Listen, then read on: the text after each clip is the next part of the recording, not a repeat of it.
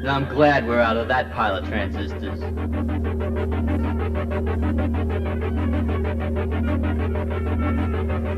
You're lucky I had some business there.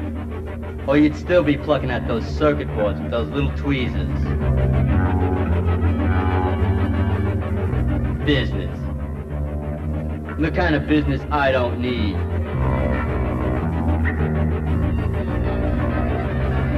No one's gonna send me to any more godforsaken dysutopias. There's a dirty little city down the Skyway that I call home. That's where we're going now.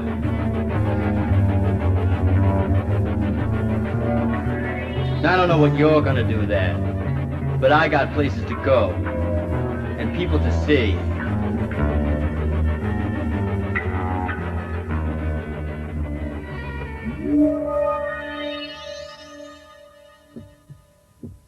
J'adore Betaville.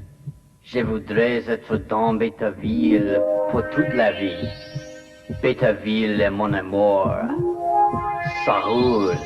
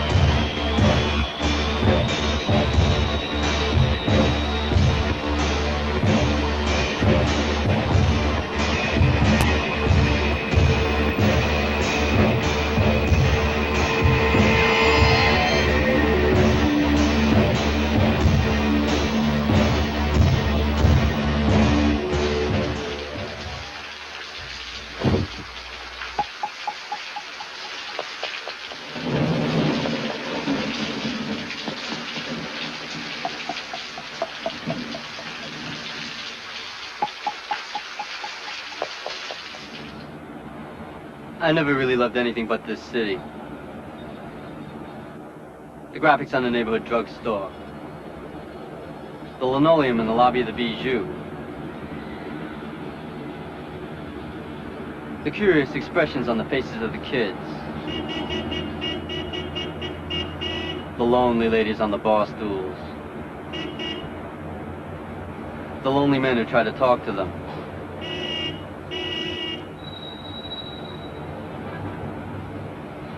The sound of the garbage trucks in the morning, the traffic at midday, and the sirens at night.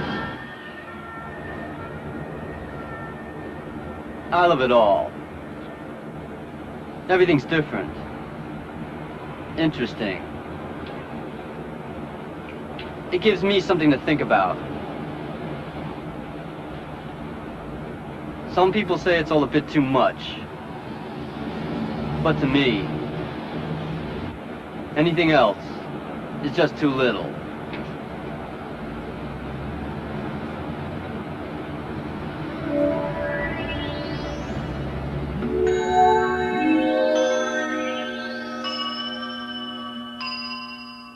We drove all night, and we finally made it. Now, I did a lot of traveling, so I always kept my passport up to date. But she didn't have one. So it was under the dashboard for her.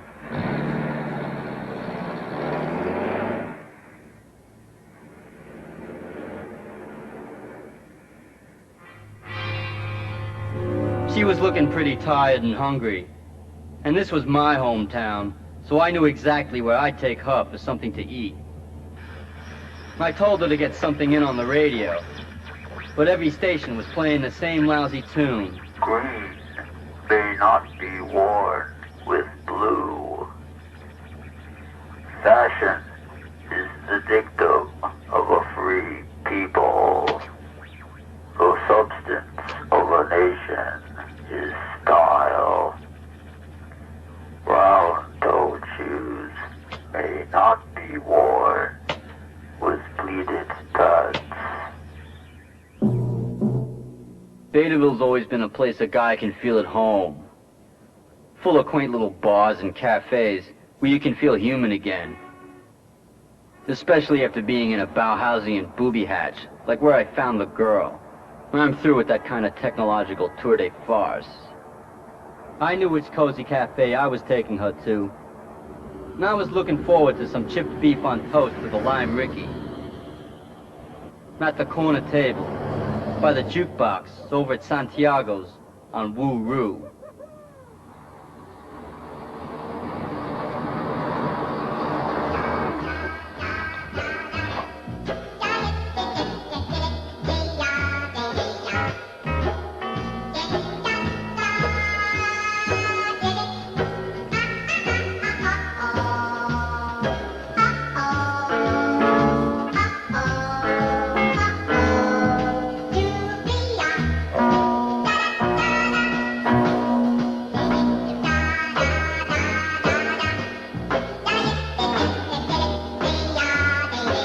When we got there, it didn't look too appetizing.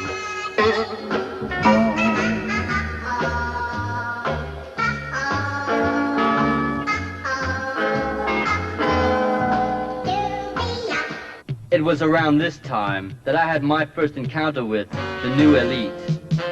Novo homo, so to speak.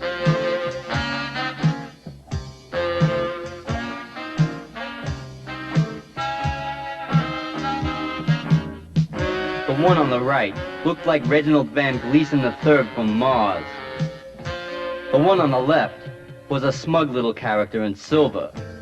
But the one in the middle, he looked like trouble. I don't know who their tailor was, but he should get the chair for this. Their revolting display of public preening was making my pizza do flip-flops. At least she was enjoying herself.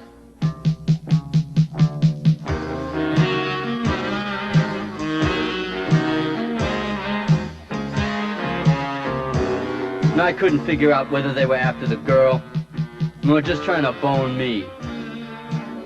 Then Reggie walks in with the invite. Going to a party with these futuristic fops from the funny pages wasn't exactly what I had in mind.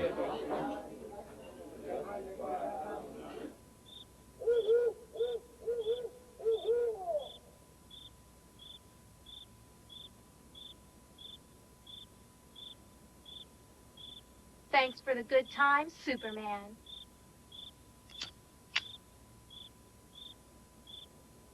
So you want to see the skyline?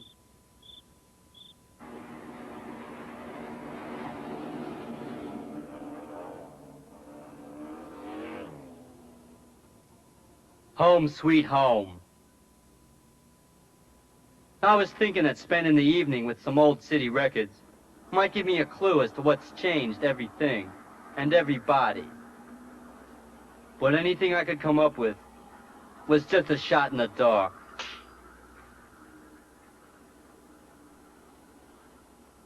Maybe if I had spent the whole night with my notes, I could have come up with a few conclusions.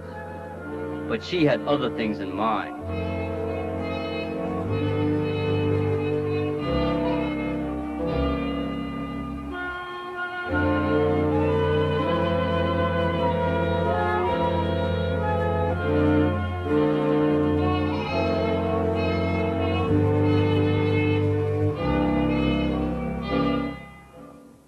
At daybreak, I took it to Schopenhauer Square Park, but it wasn't there anymore. After running into a similar set of dead ends, a masochistic curiosity persuaded me to find out how these model citizens entertained themselves.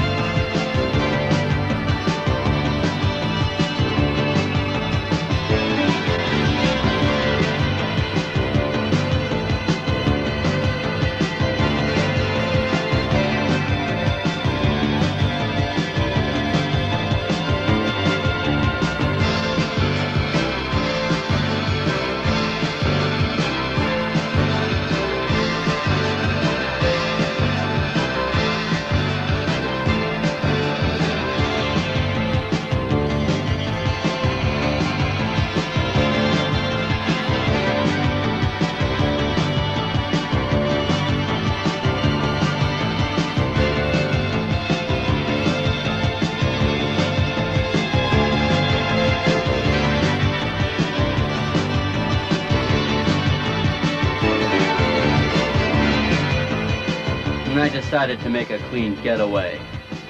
Besides, that lousy music was giving me migraines. I thought I'd take a walk and have a smoke. And I spotted a friendly face and asked him for a light. And he gave it to me.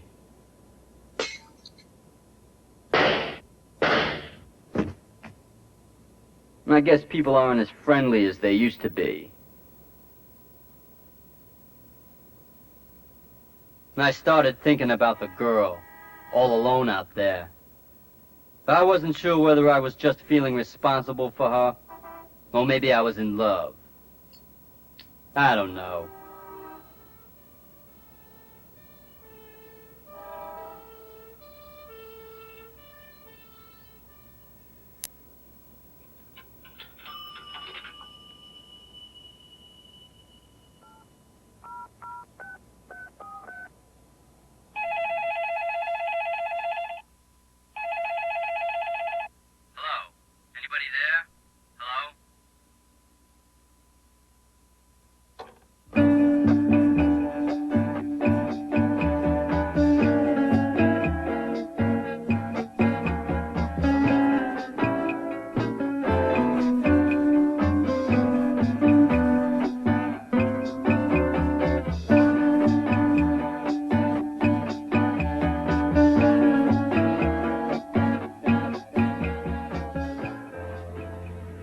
Tennis.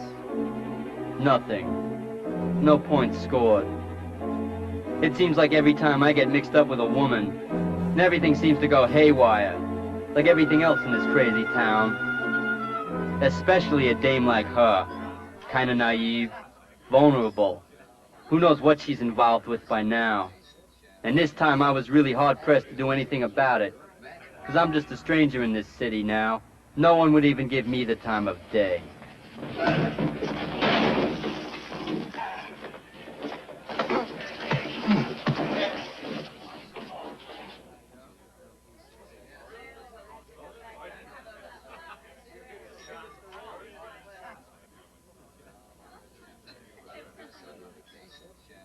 And I've never been the kind of guy who went in for rough stuff.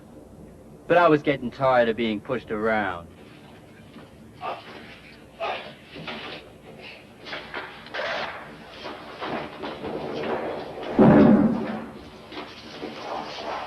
And I decided to head back to my office.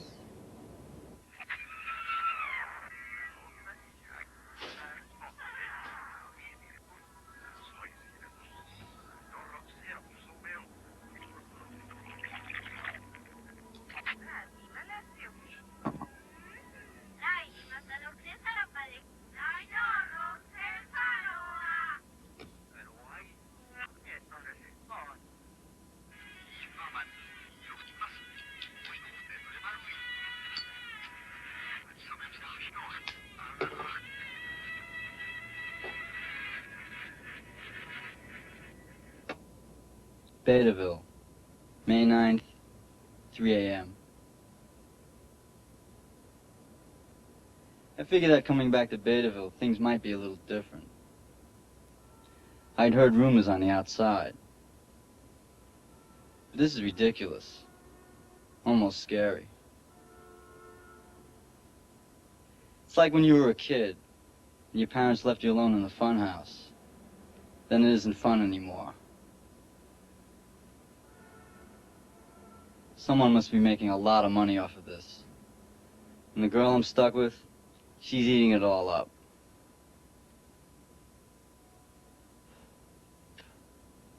They may think it's fashion, but to me it looks more like contamination. But who's the contaminator? And for that matter, who's this blonde that keeps trailing me? I hate blondes. Not that I want to be a part of this fashion fairyland, but I'm beginning to feel a little obsolete, like an AM radio.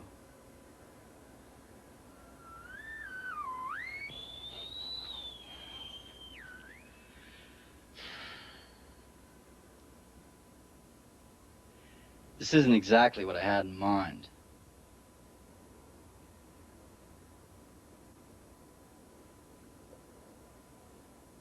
Nah. Maybe I'll find her. Maybe she'll come to her senses. Maybe she'll see Betaville for the postmodern nightmare it's become.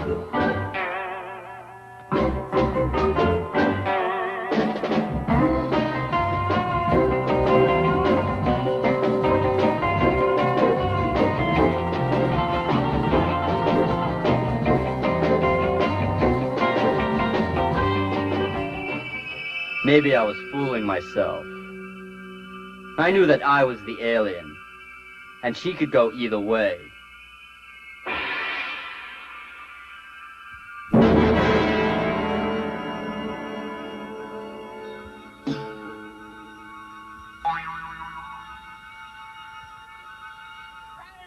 I spotted a woman who looked vaguely familiar. She could have been the singer at the Torch Lounge, or the waitress at the Terminal Diner. Here you go, doll. And I was wondering if that could be me, if I stayed here long enough.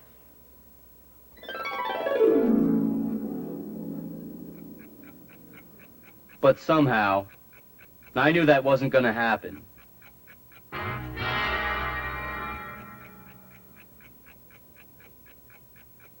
I knew that fate was catching up with me, closing in on me, was right behind me, flashing its brights in my rearview mirror, and time was running out.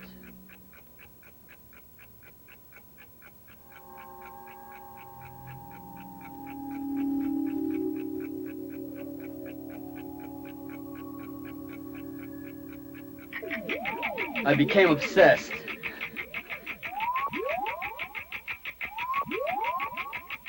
I knew what I had to do.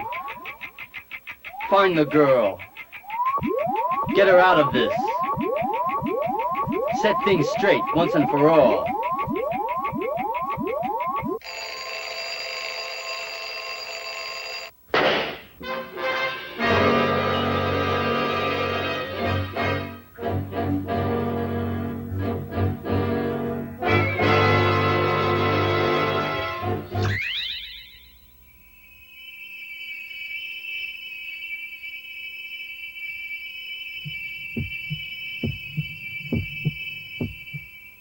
This isn't exactly what I had in mind.